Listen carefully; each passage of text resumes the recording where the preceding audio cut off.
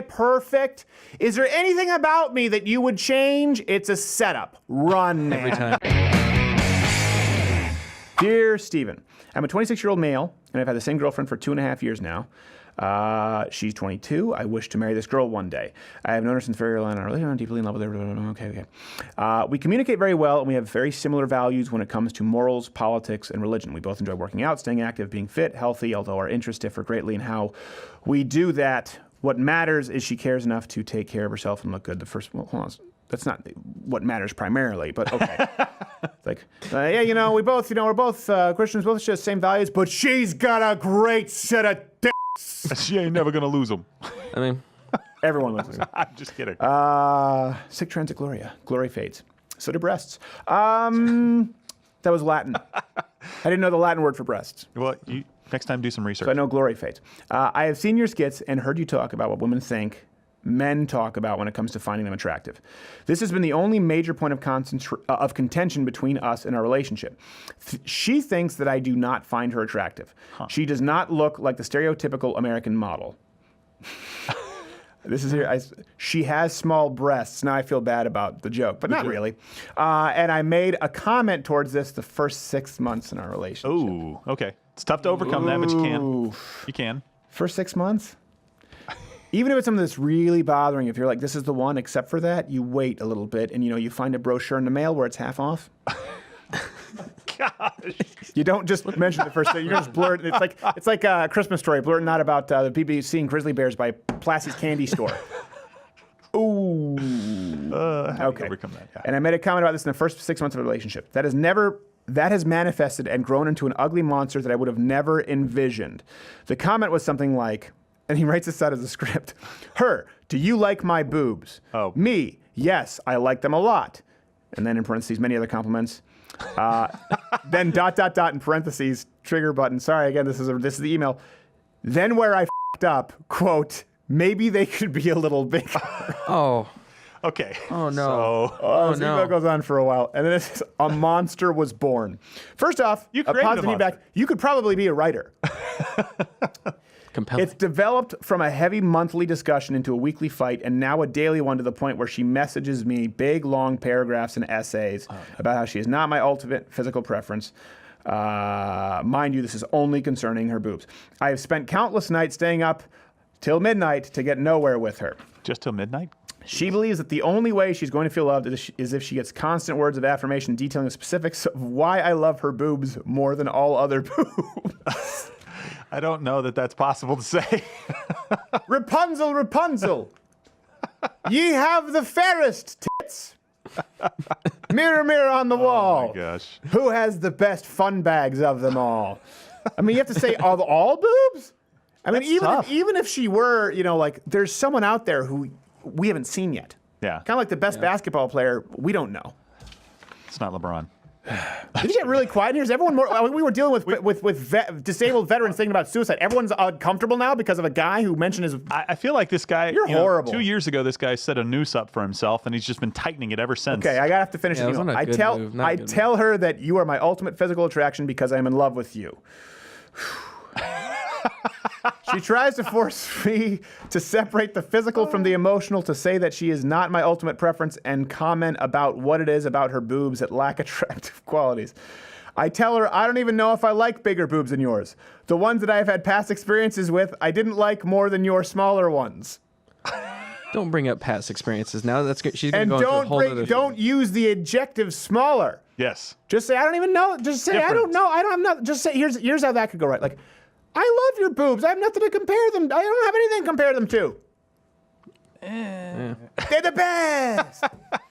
That's all I see. First off, this is a joke. I don't know if this is real because there are a couple things I'll get into here, and then we'll wrap this up. Right. I tell her as she ages, she's going to look stunning because she won't have seconds.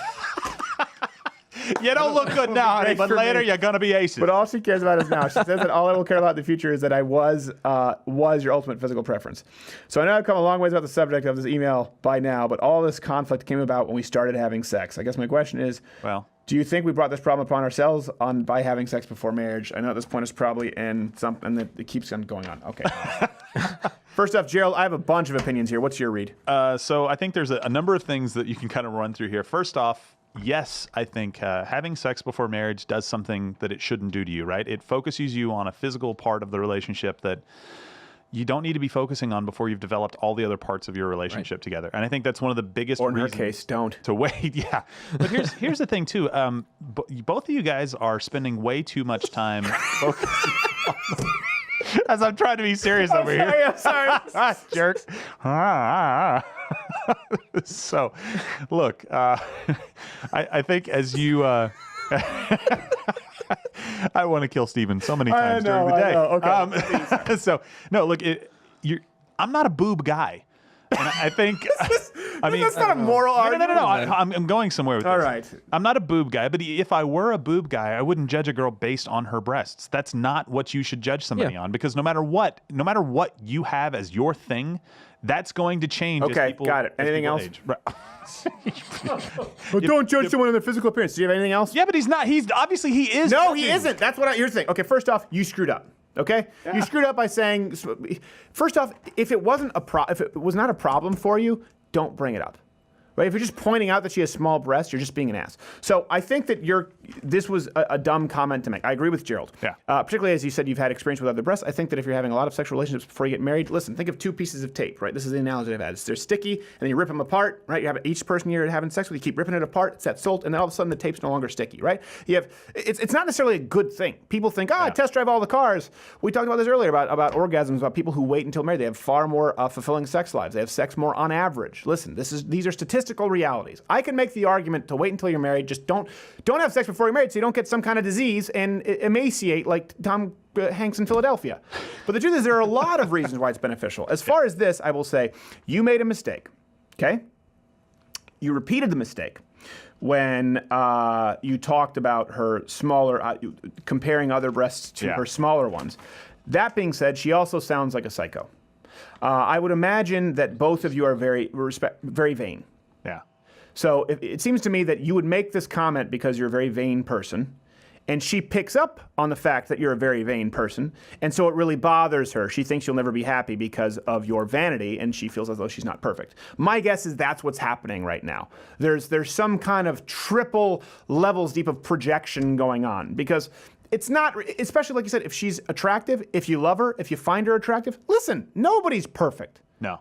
Okay, and you need to be able to get past this. So it sounds to me like this is not a relationship that's going to be conducive toward a long-term one. Imagine getting married to this and this is still constantly coming up. You screwed up. She has a problem with it. She can't get past it. So here's what should have happened. You shouldn't have mentioned that she had smaller breasts in the first 6 months. But I understand you want to be honest. If she laid it, and I've had this, right? Am I perfect? Is there anything about me that you would change? It's a setup. Run, man. Every time. Here's what I always tell people. Your husband wants to see you naked. You're probably not perfect.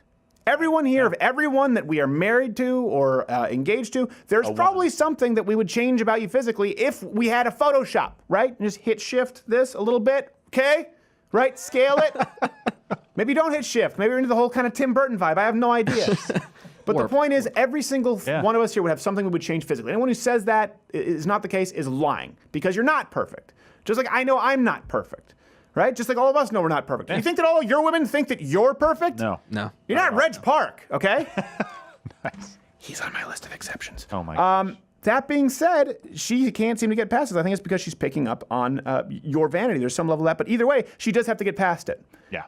If you want to get married, at some point you're gonna have to say this is either going to be a sticking point for the rest of our lives, or you're just gonna have to get past it because I love you, I want to see you naked, I'm attracted to you. Period. Okay? You're not gonna, I don't want you writing on a chalkboard 50 times that her boobs are better than all other boobs.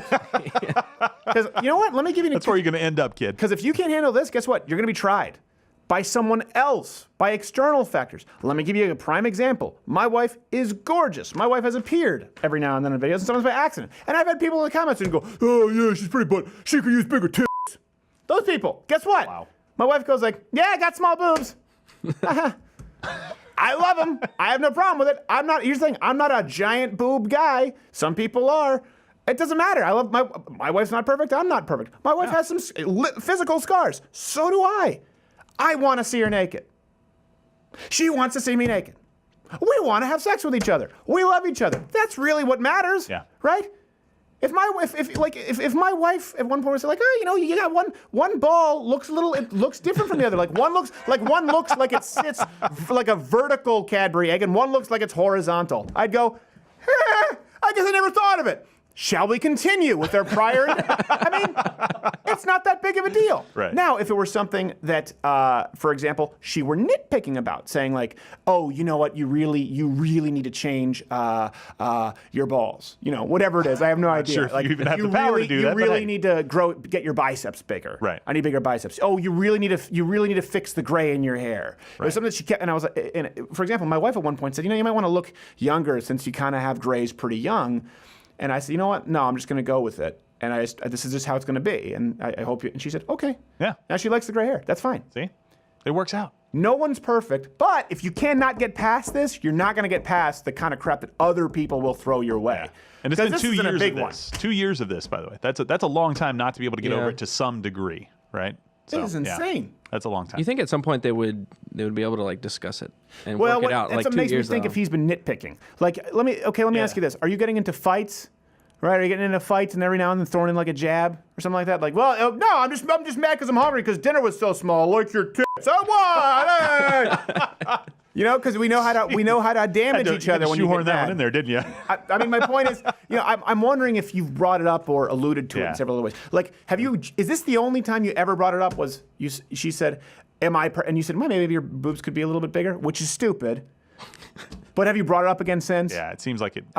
Because either you have, which again is stupid many times over, or, and by the way, it could be or, right. She sounds like she has real she has real self-esteem issues that probably need to be worked out before you. This goes back to the same kind of major point. When we're talking about marriage, don't marry a project.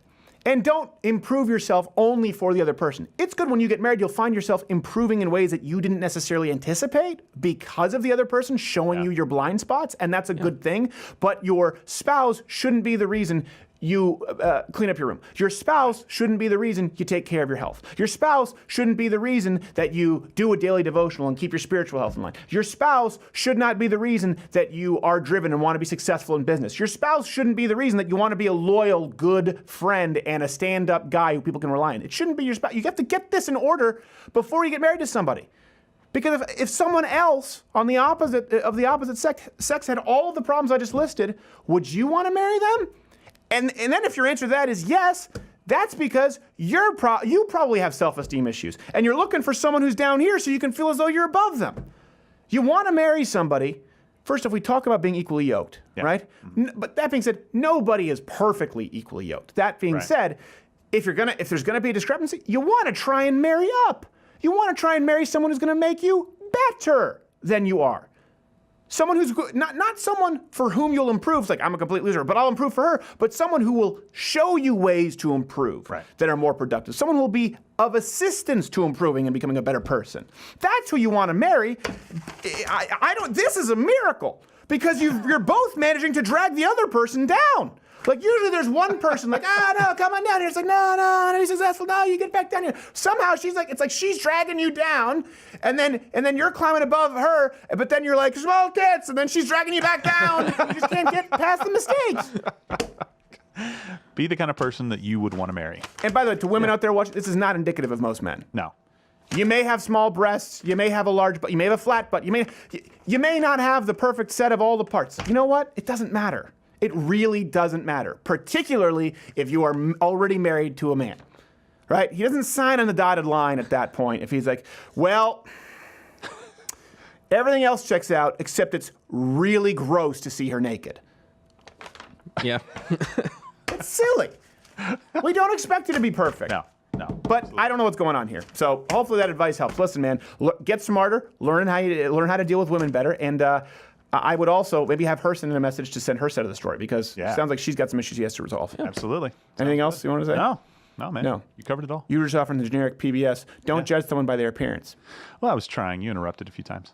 Well, go ahead and finish it. What did you have? You had golds there that you were spinning there? No, Mr. you covered all the Rumpelstiltskin? points, dadgummit. Wait, it wasn't Rumpelstiltskin spinning gold. It was a woman who spinned gold for Rumpelstiltskin. There was a needle that made her sleep, right? Yeah. I don't know. Either way, Rumpelstiltskin was a dick. Bet you he told his wife that she had small breasts. Hey there, YouTube viewer. If you like this video, watch another one of our videos or subscribe, hit the notification bell. Those don't really mean anything anymore today in YouTube. I would say Hit a like with a thumbs up, but that might be gone, or comment below, but that most likely will be censored. So bookmark the page. Of course, if you're using Google Chrome, they'll find a way to fuck with your bookmark. So just join up at Loud Earth Credit.